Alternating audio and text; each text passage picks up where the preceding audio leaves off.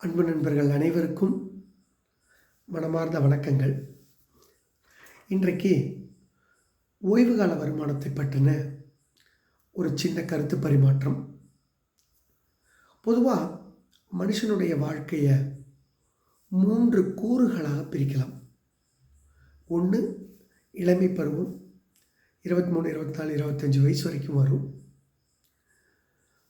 அதுக்கப்புறம் சம்பாதிக்கிற பருவம், 25 வயசுலேருந்து 60, 61, 62 ஒவ்வொருத்தரும் எப்படி சம்பாதிக்கிறாங்களோ அப்படி. இரண்டாவது சம்பாதிக்கிற பருவம். இறுதியாக இருப்பது முதுமை பருவம்.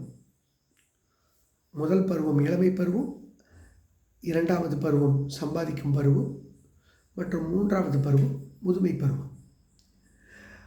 இதில் இந்த இளமை பருவத்திலையும் முதுமை பருவத்திலையும் ஒரு மனிதன் பிறரை சார்ந்து இருப்பது தான் அவனுடைய இயல்பு.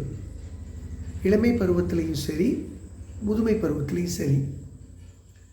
இதில் இந்த இளமை பருவம் இருக்கு இல்லைங்களா, அதில் அவனுக்கு அந்த சார்ந்து இருக்கும்போது 2 சப்போர்ட்டுகள் தேவைப்படும். ஒன்று எமோஷனல் சப்போர்ட், இன்னொன்று ஃபைனான்ஷியல் சப்போர்ட். இந்த எமோஷனல் சப்போர்ட்டும் சரி, இந்த ஃபினான்ஷியல் சப்போர்ட்டும் சரி, ஒரு குழந்தைக்கோ ஒரு இளைஞனுக்கோ ஆட்டோமேட்டிக்காக கிடச்சிரும் இளமை பருவத்தில். இன்னும் சொல்லப்போனால் அந்த சப்போர்ட் 2ம் அவன் பெறுவது அவனுடைய உரிமை அப்படின்னு இந்த சமுதாயம் நினைக்குது. அதை செய்கிறதுலையும் அந்த பெற்றோர்களுக்கு அளவில்லாத ஒரு மகிழ்ச்சி. உண்மைதானுங்களே? சரி, இப்போ இந்த முதுமை பருவத்துக்கு வருவோம். இந்த முதுமை பருவத்திலையும் 2 சப்போர்ட்டும் வேணும். எமோஷனல் சப்போர்ட்டும் வேணும், ஃபினான்ஷியல் சப்போர்ட்டும் வேணும். இன்னும் சொல்ல போனால் ஃபினான்ஷியல் சப்போர்ட்டை விட எமோஷனல் சப்போர்ட்டு தான் ரொம்ப முக்கியம்.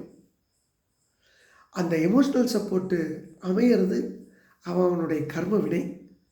சரி, அது வேறு சாப்டர், பிரிதொரு காணொளியில் பேசுவோம் அதை பற்றி. இப்போ நமக்கு என்ன படிக்க வேண்டியது என்னென்னா, இந்த எமோஷ்னல் சப்போர்ட்டுங்கிறது முதுமை பருவத்தில் கட்டாயம் ஒரு மனிதனுக்கு தேவை.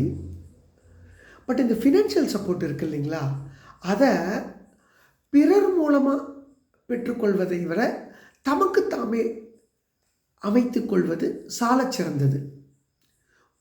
இளமை பருவத்தில் எமோஷ்னல் சப்போர்ட்டும் ஃபினான்ஷியல் சப்போர்ட்டும் ஒருங்கே கிடைப்பது அது ஒரு இயற்கை நியதி. ஆனால் முதுமை பருவத்தில் எமோஷ்னல் சப்போர்ட் வருவது ஒரு பக்கம் இருந்தால் கூட ஃபினான்ஷியல் சப்போர்ட்டை தமக்கு தாமே அமைத்து கொள்வது சாலச் சிறந்தது.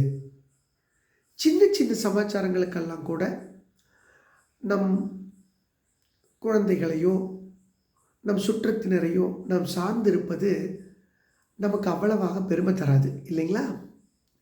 ஒரு கண்ணாடி உடைஞ்சு போனாலோ, ஒரு சின்ன சின்ன மருத்துவ செலவுகளோ, சின்ன உணவுகளோ, எனக்கு இதை செய்து கொடுக்கப்பா அப்படின்னு ஒரு பெரியவர் கேட்குறது, அதை பெருமையாக அந்த சமூகம் பார்க்கறது இல்லை. சிலர் ரொம்ப ஆசையாக அதை செய்து கொடுத்தாலும் பலர் கொஞ்சம் சலிப்போடு தான் செய்கிறாங்க. ஆகையால் நண்பர்களே, இந்த 2வது பருவத்தில் உடல் நன்றாக இருக்கும் பொழுது உழைத்து சம்பாதிக்கக்கூடிய இந்த பருவத்தில் தன்னுடைய ஓய்வுகால வருமானத்திற்கென்று ஒரு மூலதன நிதி, அதாவது ஒரு கார்பஸ் அப்படின்னு ஆங்கிலத்தில் சொல்லுவாங்க, ஒரு மூலதன நிதியை உருவாக்கி வைத்து கொண்டு அதன் மூலம் ஒரு ஓய்வுகால வருமானம் பெற்றுக்கொள்வது அப்படிங்கிறது ஒரு மனுஷனுடைய தலையாய கடுமை. அதிலிருந்து அவன் தப்பிச்சு போகக்கூடாது.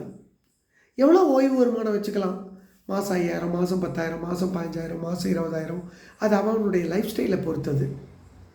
படிக்க வேண்டிய ஒரே பாடம், ஒவ்வொரு மனிதனும் 2ஆம் காலகட்டத்தில் நன்றாக உழைத்து சேமித்து முதலீடு செய்து அவனுடைய 3ஆம் காலத்துக்கு ஃபினான்ஷியல் சப்போர்ட் தமக்கு தாமே அமைத்து கொள்ளணும். குழந்தைகள் நம்மளை கண்டிப்பாக பார்ப்பாங்க.